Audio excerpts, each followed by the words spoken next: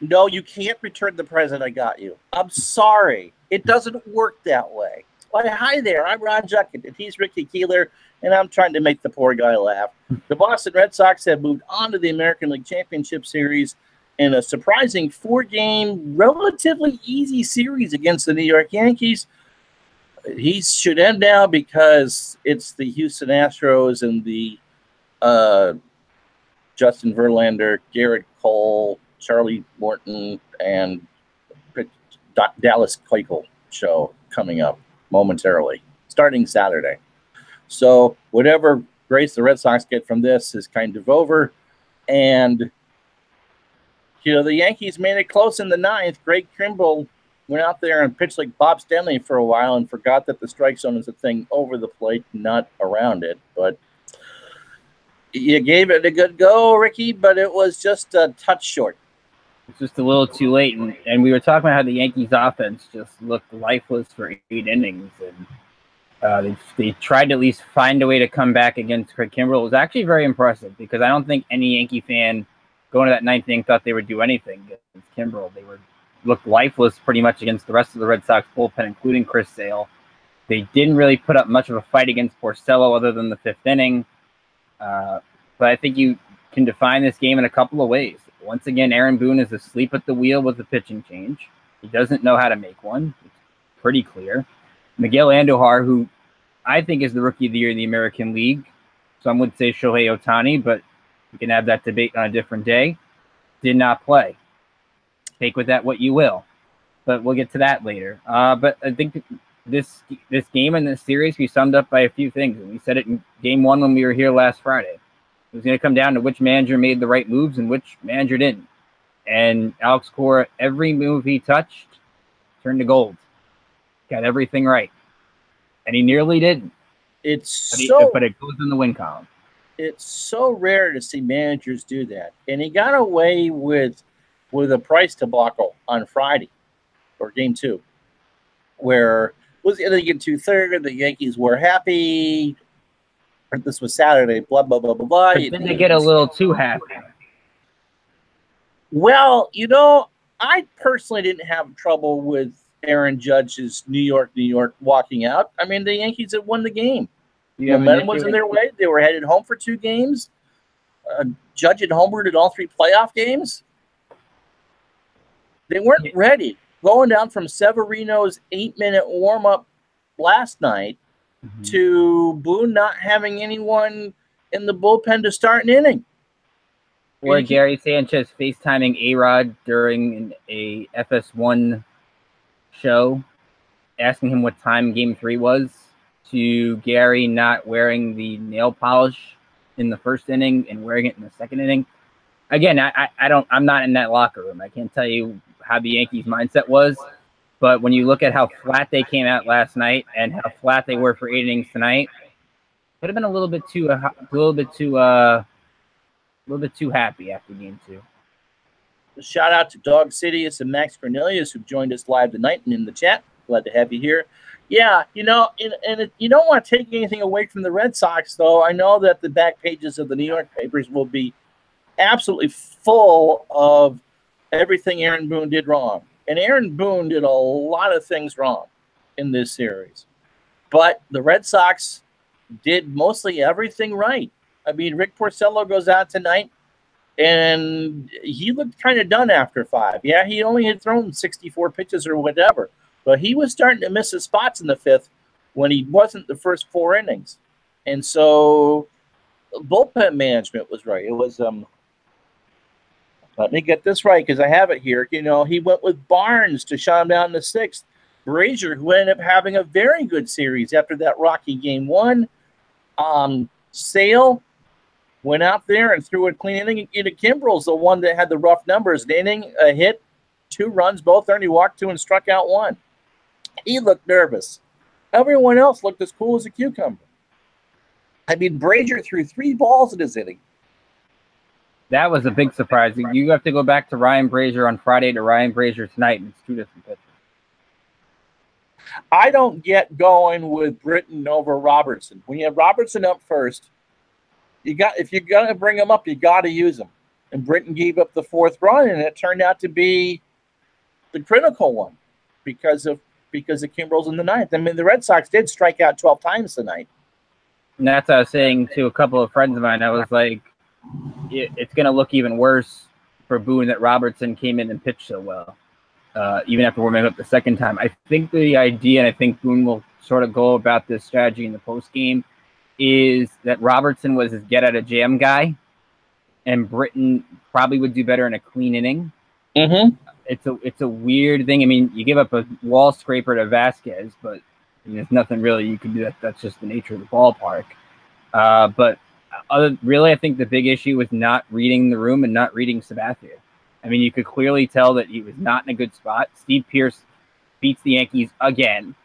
And I think maybe Brian Cashman, hey, Steve Pearce is a free agent. Want to go pick him up and play some first base next year? That stretch at the end of the game to save that was incredible. It's another dagger to the Yankees that Eduardo Nunez is the one who makes the nice throw that ends their season. You know, I grew up in New England. I watched plenty of seasons from the Red Sox in ways I'd rather not go into. But yes, it's kind of weird. It's as John is saying to Susan right now, that's baseball. The totals tonight: 4 runs, 8 hits, no errors for Boston, 3 runs, 5 hits, and 1 error for the Yankees. Didi Gregorius at 2 of those 5 hits and still at 214 in the playoffs. You've talked about, not so much last night, but that Giancarlo Stanton needed to have a big series. He goes 0 for 4 tonight, strikes out in that bat situation in the 9th, and ends his first postseason hitting .222 with an OPS of 444. I think CBS had the stat was like 1 for 19 with men on base. It doesn't define Stanton, but that's not exactly a way after his struggles at Yankee Stadium this year, the boos he got constantly, and he's handled it well. I mean, he's handled it as great as you can possibly handle it.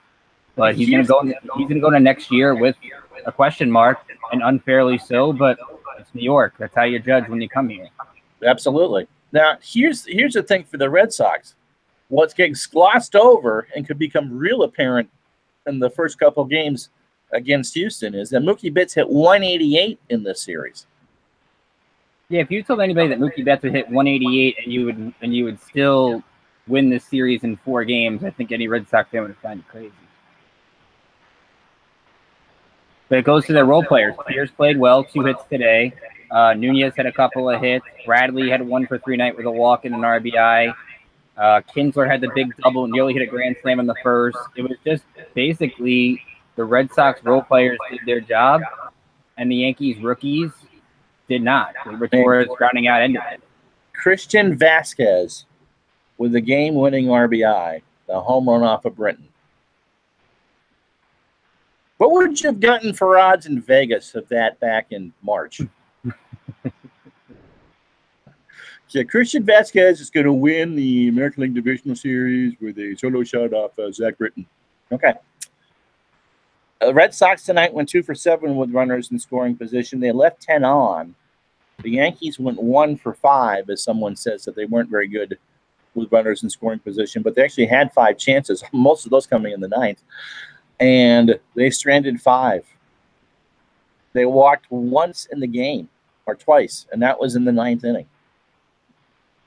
But yeah, that's the thing. I mean, you look at what the Red Sox have done.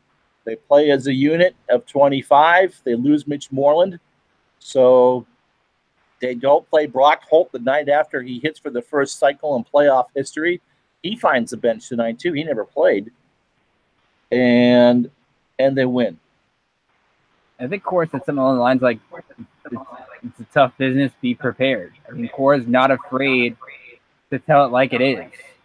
We said that last night. There's a difference in these 2 managers. I think it comes from Cora having that experience with the Astros last year, being part of a World Series winning coaching staff, where he knows how to handle these guys. He knows he has the core that he can trust in. I don't know. I mean, to me, the Yankees, again, just I wanted something last night. I wanted somebody to light a fire or anything, and he just doesn't light a fire publicly, and it's what the Yankees want. The results you get. Well, not having an experienced bench coach, he said it was Josh Bard? It's Josh Bard. Boston has a guy by the name of Ron Renicky who used to manage before. So he knows what he's doing. Right. And Josh Bard was Tim Wakefield's catcher for a while in Boston, okay? He caught the knuckleballers. The guy who would light a fire under the Yankees is probably Phil Nevin. We saw Nevin do that earlier this year publicly, which I think made people look at Boone differently, that Nevin was the one sort of yelling at the players and not him.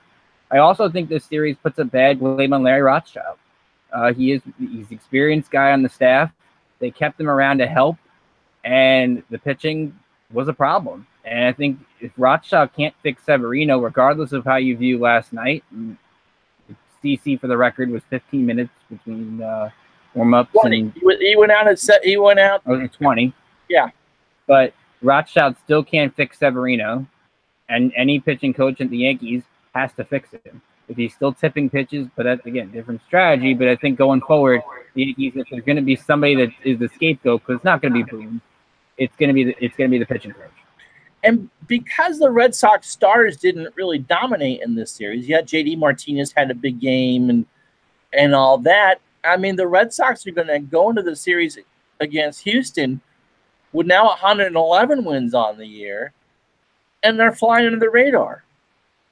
I mean, we both said, I don't think that the Red Sox have a very good chance against the Astros. Because home field advantage, too.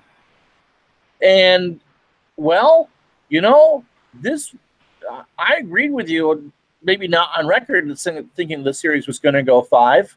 I wasn't sure who was going to win it. But, you know, with the exception of that bad first 2 innings in Game 2, this was Boston's series. They did it. Which is weird because you could have made the case from the other side of it that the first 2 games, I think the Yankees were the better team in like 12 or 13 of those 18 innings at Fenway. Yeah. I mean, the last 14 innings at Fenway Park, they hit 140 until last night. You know, the bullpen looked shaky as hell. I can say that, right? I'm not going to get fired. No, not yet. It's your channel.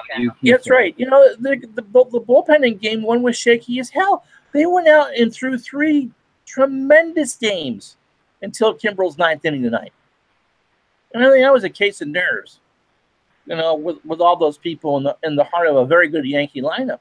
You know, I just don't think even in these shows we've given, I know it's hard because you're a Yankee fan and this one stings, that the Red Sox, I don't think nationally have gotten enough credit for what they've done this year.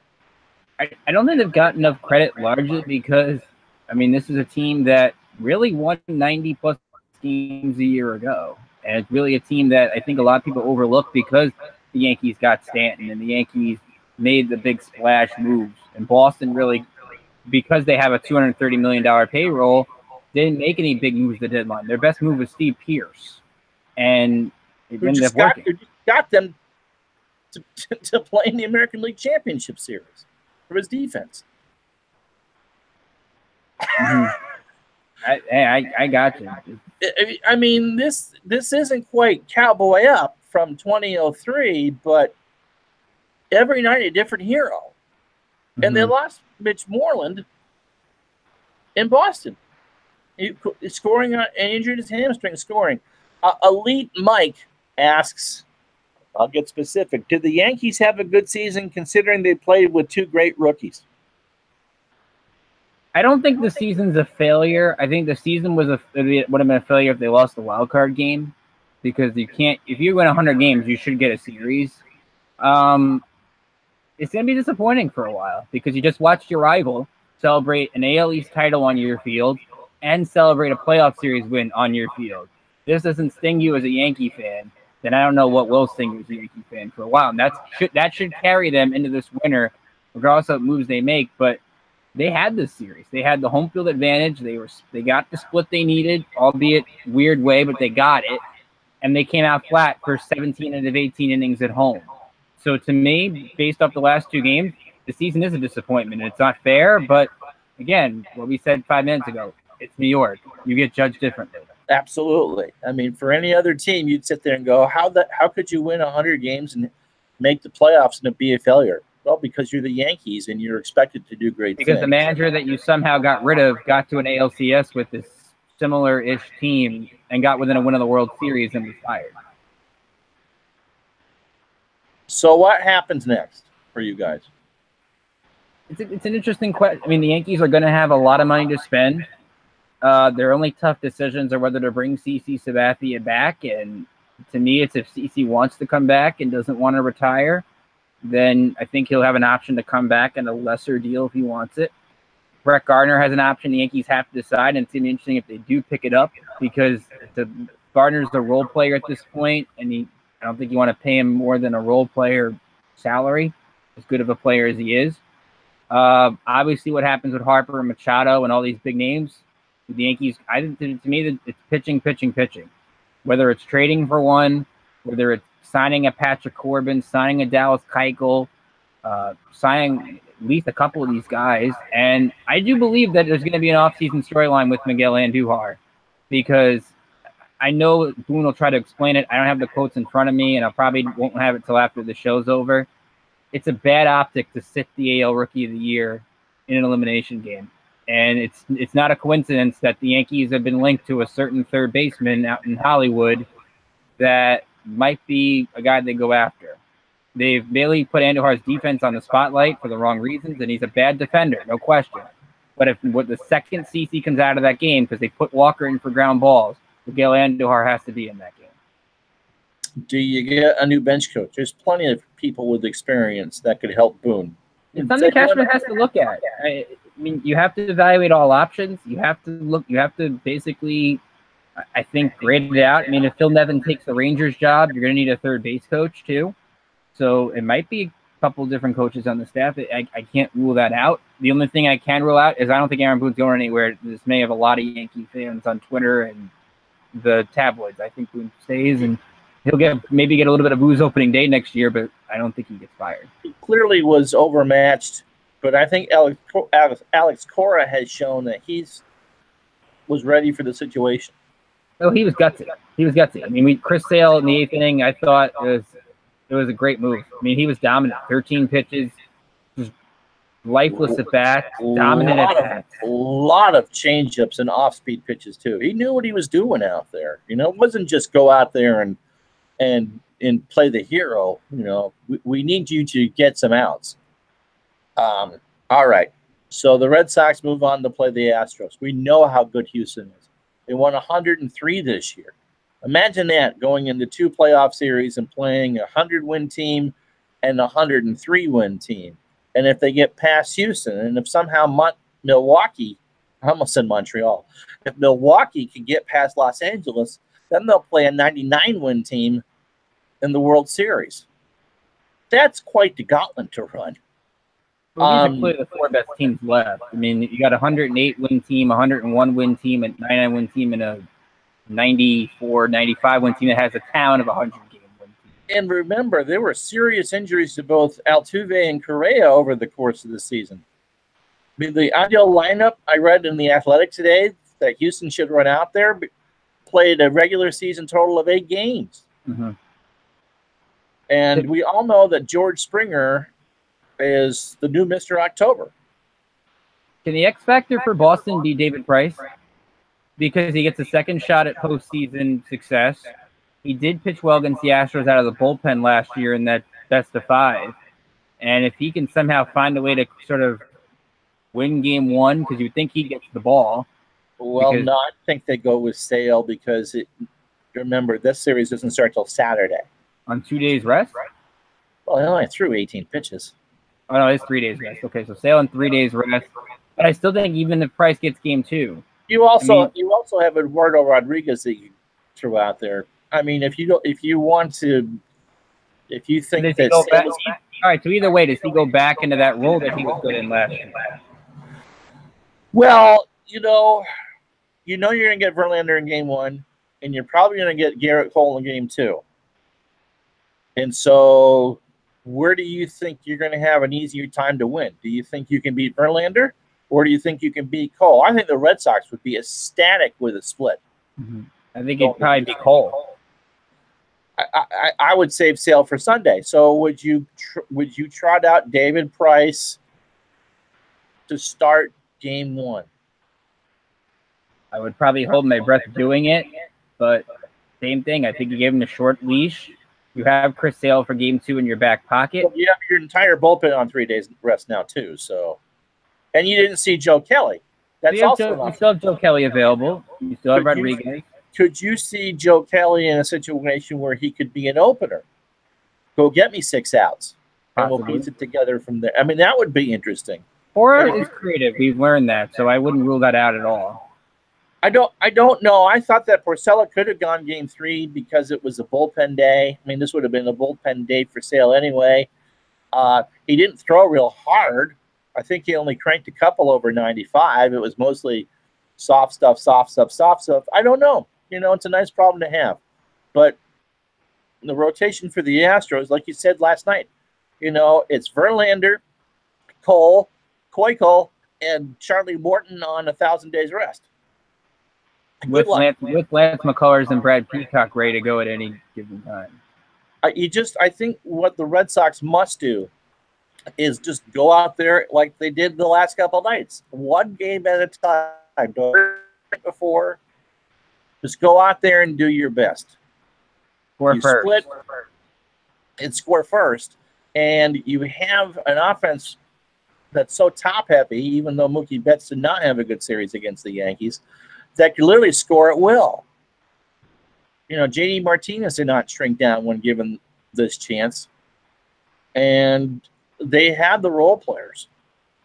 I still think Houston wins. I'm going to say Houston in 6. But, the Red Sox have defied expectations all year long. I mean, an 8-win team be bad. Well, you saw it in game 1 how they could be bad, but I don't know. Okay, I know that you're upset. You're not really happy with Boston right now. And we both opinion that we think Houston's a better team.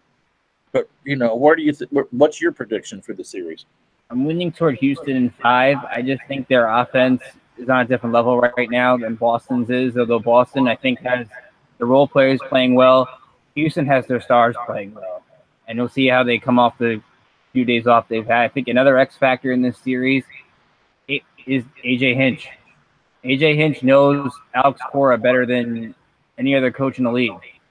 So, I mean, you can't tell me Hinch has probably saved something where he can throw off Cora a little bit, mix something up in the bullpen, throw some crazy matchups in there, and maybe have that edge as well. I think Boston could win a split, but I think Houston coming back home where they've been really good this year can play to their advantage. I wouldn't rule out it going back to Boston, but I think the Astros to me right now are just on a completely different level. I think they also come in underappreciated from playing that early afternoon series in Cleveland and not getting the primetime exposure that a defending champ usually gets. I think I heard Alex Bregman talk about it somewhere. They're going to be pissed off and ready to go too. Yeah, the Houston Astros are worthy of national attention. But it's kind of hard when you have the Red Sox and Yankees playing each other and the primary National League Series featuring the Dodgers. It's tough when you have glamour teams, but Houston is a glamour team. Higher Ground Gaming, hello. Good to have you with us, friend of the channel. All right. Well, I know you wanted the Game 5, and now I don't have to double duty between trying to learn how to play Dungeons & Dragons and hope that the Red Sox didn't upload at home. But the Yankees are going to be a factor for a while. I think they'll figure it out. I think just from looking on the outside, he needs to, Aaron Boone needs to have a sage old hand there to say, you got to warm someone up. Hopefully he can learn from some of his mistakes, handle the pitching staff a little bit better. Like I said, it baffled me when the 3rd inning started that there was no one warming behind Sabathia. We clearly didn't have it. And, the players are the ones that do the playing, but you got to be able to pull the lever when it counts, and he really didn't do that. To close the chapter on Boone, I think it comes down to 2 things. Your personality isn't going to change. It's always going to stay – he's always going to stay calm and cool with the media, and that's how he got the job. It comes down really to you can't manage an October game like it's June. You have to have a different level. He's not used to that. And he did during the season with keeping starters in longer than usual. And you have this great bullpen that you can turn to. You have Robertson, who's a free agent now, and Britton. So we'll see who the Yankees bring back from there will be interesting if they decide to bring either of them back. Betances, Chapman, list goes on and on. He has to have a different urgency in these kind of games. He can't just solely rely on his veterans, although Sabathia is a leader on that team. You have to be lucky that Sabathia got through the first time unscathed. And that's something he has to go right to the pen. There's no tomorrow. That's why he screwed up last night. You have to at least manage the game differently than you would in June. And I think when you don't hold your players accountable somewhat, you don't have to eviscerate them. No one's saying that you have to do that. But there's a way to just keep everybody accountable. Because these young core, I get it. This is a new age of baseball. Believe me. I would say I'm a millennial. I would fall in that category.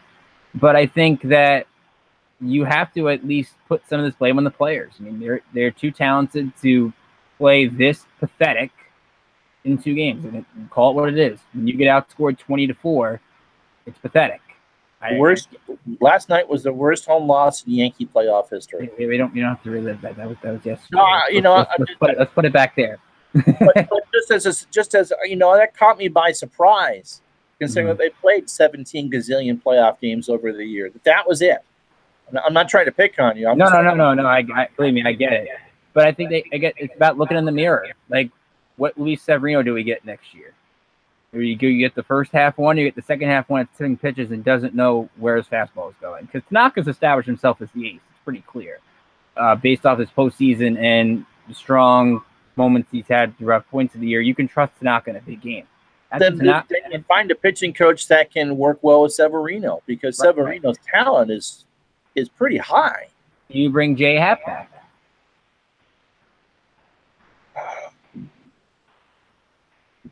Based on game one, I'd love to see J.A. Happ back. Do you bring McCutchen back? I mean, they have a lot of guys they traded for that have good cases to come back. But do they take a chance and really blow it up and bring in those impact free agents that didn't work a couple years ago? No, because the whole thing that made the Yankees successful back in the late 90s was that you had the good internal core. I mean, goodness, you got Stanton.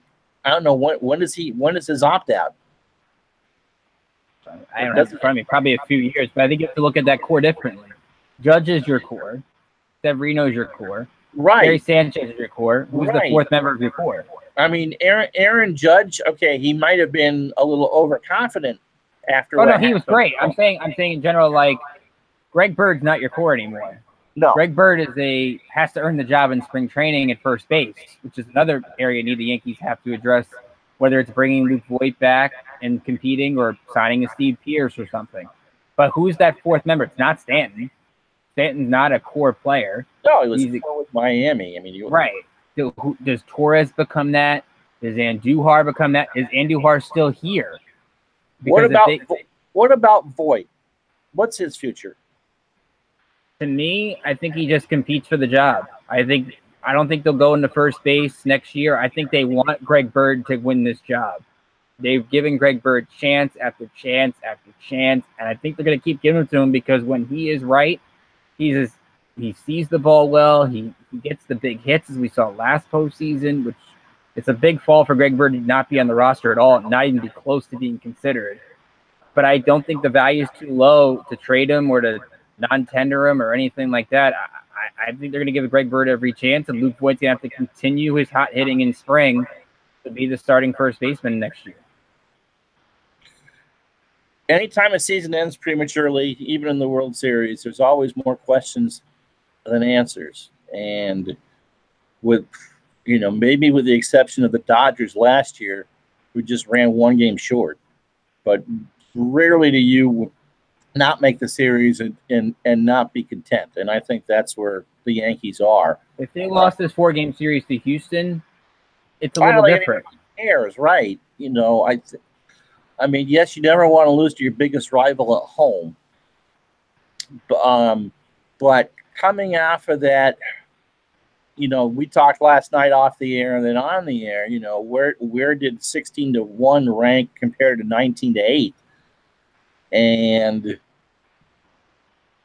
they looked so flat till the ninth inning tonight that really surprised me. Because it's one game, and you have an experienced pitcher on the mound. You're not leaving it to. I mean, there was one year you had Randy Johnson who was deer in the headlights, and he tried to save the season. You knew that wasn't going to happen. I mean, goodness, in 2003, we had to go down to New York to win 2. The Yankees were up 3-2, and we pitched John Burkett in Game 6 and won. Mm-hmm. So you had the right matchup coming into the night. You weren't quite sure which Porcello you were going to saw, and for 4 innings, Porcello was brilliant. And he did what we predicted at the beginning of the series. Him and Eovaldi were excellent at keeping the Yankees off balance. The Yankees were way too aggressive against Porcello. 25 pitches the first 9 batters is absolutely crazy. But that was their game plan when Porcello only threw 86 pitches earlier this year. So it's not a surprise that they were this good. I will say this. It's crazy how 15 years ago, one guy can be the hero and for one team, and then one guy be the hero for the other team in the same rivalry. That just makes this moment special. And I will say this, if you haven't gotten a chance, please, and it's not because he's a good friend of both of ours for being a guest on our Dodcast last year, go to the Turner Sports Twitter page, go to Casey Stern's Twitter page, and check out that feature, that the 4 or 5 minute special thingy that they did on their pregame show, where he basically relives Game 7 of 03 with Pedro. It is, either if you're a Yankee fan, if you're a Red Sox fan, if you love baseball, you will enjoy going into Pedro's mind from 15 years ago. It is absolutely fantastic. I have a man crush on Pedro, so I'll have to go look at that. All right, from the chat, and then we'll do some goodbyes because it is after midnight. Higher Ground Gaming says Sox in 7. Dog City says he's a Tribe fan. I'm sorry. Max Cornelius agrees with me. Astros in 6. I'll live the Boone slams off. Torres, Higher Ground Gaming says, is a core player for the Yankees. He believes. I think he is too. Higher Ground. I would agree. I think out of the 2 rookies, he fits in more. But I will say this: his postseason was not exactly great either. But again, it's his first taste. It's an unfair thing to look at it. I think he's safe though, because he can either play second or he can play short. Again, I think the Yankees have bigger plans at third base, and I don't know, based off tonight, the bad optic of tonight, that Miguel Andujar is in those plans. I could be wrong. He could be here opening day, and I'd love to see him here. He's a doubles machine. He's going to win Rookie of the Year. I think he deserves a chance to keep developing, but it's tough for me. I think it's one of those things. Like, remember we had the wild card a couple of years ago. Jacoby Ellsbury was benched for Brett Gardner, and there's a falling out. And we'll have to see how Andujar as a young player handles it, because it's not an easy thing to be sitting on the bench in an elimination game. Really be the only player not to get in the game besides Romine. Well, and Ellsbury's last year with the Red Sox was 13. And that was the year that everyone, except for Koji Uehara, who needed to give a 10-year head start, grew a beard. The only one that didn't, besides Uehara, was Ellsbury. And that contract still holds over them, because the Yankees don't have that much outfield depth. They traded away, and Ellsbury can't get on the field. You mentioned McCutchen. You think they try to keep him? If the price is right, I mean, I'd be happy to have him. He did a good job for the month he was here. He had good plate discipline. He had great at bats. He played a decent left field. He is a good leader in the clubhouse. Good veteran to have. You can get him on like a 2-3 year kind of deal at a relatively good price. And if you strike out on, if you do want to go get Bryce Harper, I wouldn't. But if you want to, and you strike out, McCutchen's not a bad plan B, plan C, and you still have him, Hicks, Judge, and Stanton as a DH. It's not a bad 4 outfield. I'd take that. Even though, actually, I wouldn't take it over Benintendi, Bradley Jr. No, I think they're the second best in the East, right. No question. Right. That's, for a lot of teams, that's a pretty ideal outfield. Hey, let's do this again before the World Series. Sounds good to me. You pick the series, I'm in. Okay, so okay. And so the 9 slider tail of the tape is running when, Mr. Keeler? I think we don't start those now. Really? I can't believe you told me to go physically do that to myself. I can't physically do that. That was the right answer. It wasn't 5 this time. I have to like have 20 things ready to go in case something wins. I thought of you. You know, I thought of you. I was like, what is he going to do if the Yankees pull this off? Doing something with the Astros farm or something. They're a good young team too. I'm excited about that. All right, so we will do this again with Mr. Keeler, and hopefully we can get Mr. Douglas to join us too. That would be really sweet, and maybe one of you guys out there before the World Series. So I would say, as of right now, I'm going to say Houston. It's a rematch of last year. I really want Milwaukee to do it, but the Dodgers are as deep as you can get, and so is Houston. I think the whole world is pulling for Milwaukee. Of course we are. The story's great. Yelich is the MVP. He's on fire right now. We talked about it last night. I just think Milwaukee's bullpen over 7 games, I don't know if it can hold up. And I think they're going to have to get some starting pitching. So to me, I'm kind of with you, Ron. I'm rooting for Milwaukee. I think we're getting an Astros-Dodgers rematch. And to me, Houston's the prohibitive favorite out of the 4 teams that are left. Yeah, I would agree with that. I have nothing wrong with that. And someone wanted me to point out that Bucky Dent threw out the first pitch tonight. More bad. A lot of bad karma. Do you realize that? Well, actually, that's not true. I'd say that some of us are based in New England, and there's a couple. The people I'm playing Dungeons Dragons with, they're all Ohio State fans. This came up in conversation. Mr. Michigan is having to sit here and be nice to Ohio State fans for several hours. That's hard. You've had to do it a lot of friends with rivals with friends thing lately. But it makes it kind of fun. I mean, you also get, we get along. Mm-hmm. And that's the whole point. For the record, we've always talked about doing something like this. We just never thought Red Sox Yankees ALDS would actually happen. No, and I think absolutely. But this was fun. All right. Absolutely. So tell people, are you doing anything with that other place? Or are you done with them?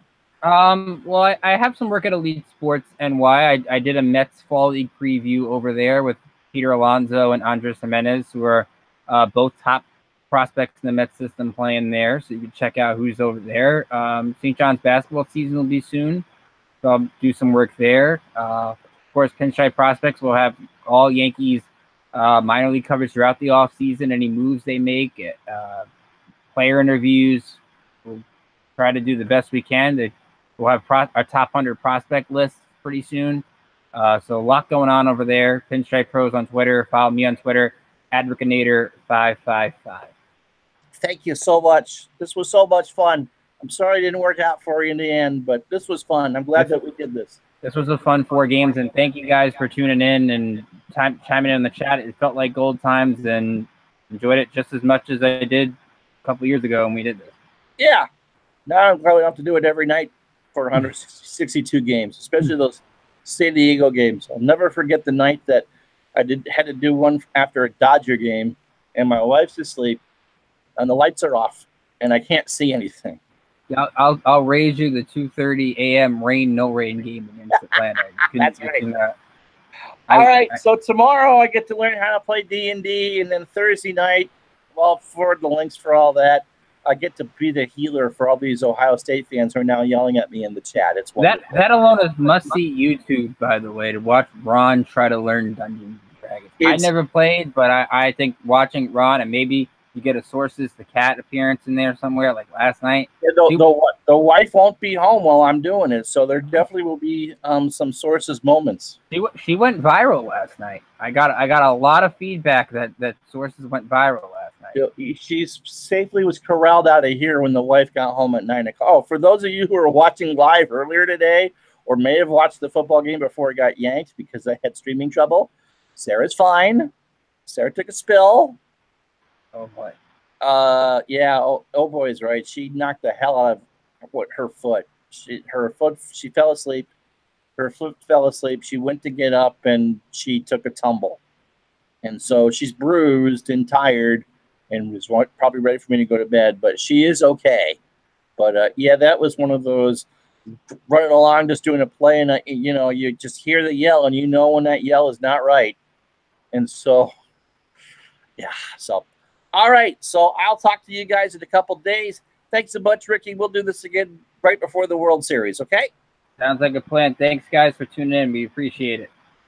All right. Have a good night. We'll talk to you the next time.